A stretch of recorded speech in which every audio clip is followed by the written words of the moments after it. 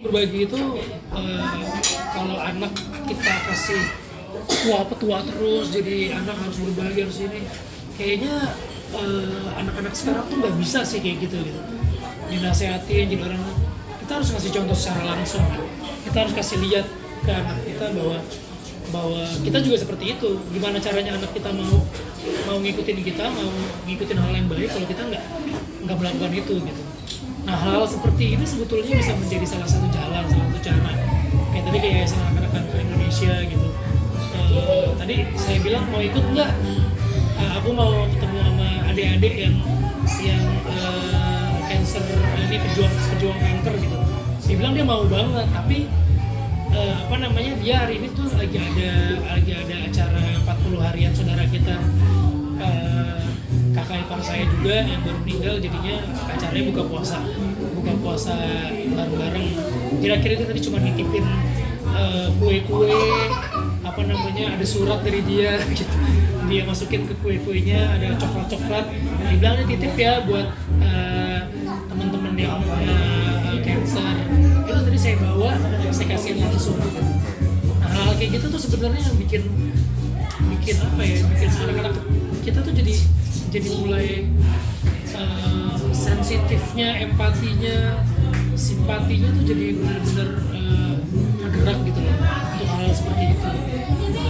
Jadi salah satu contoh parenting kalian nggak sih ke anak nunjukin dari diri sendiri?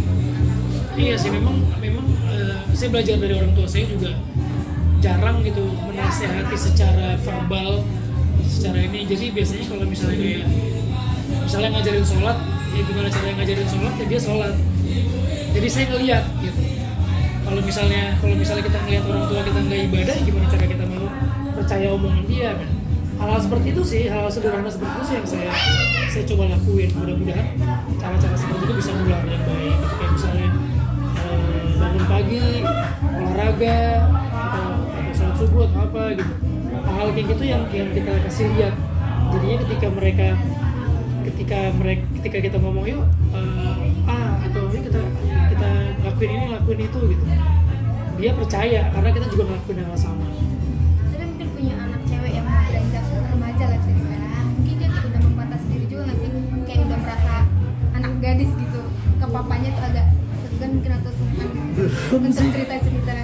Anak saya masih 10 tahun tapi masih baby banget sih saya bilangnya gitu. Jadi masih belum terlihat ABG gitu. Walaupun saya menunggu itu gitu. Saya pengen dia tetap jadi baby aja gitu kan. Gemesin, lucu gitu. Tapi memang perkembangan pola pikir, kebiasaan itu kan makin berkembang. Nah, saya sama Marsha juga harus pinter-pinter memberikan masukan, memberikan pendidikan yang di luar sekolah gitu, yang benar-benar dia bisa terima. Karena sekarang tantangan generasi sekarang kan juga beda gitu kan, di era sosial media yang sudah sangat terbuka. Terus kayaknya kita ngelihat anak-anak sekarang tuh cepet gede banget gitu, pergaulan di sekolah kan juga cepet banget. Tapi gimana caranya tanpa membatasi yang teramat sangat, tapi kita bisa tumbuh bareng gitu. Ada hal-hal yang mungkin dia nggak tahu, kita tahu, dia belajar dari kita. Tapi ada kalanya juga dia lebih tahu dari kita karena memang generasinya kan beda.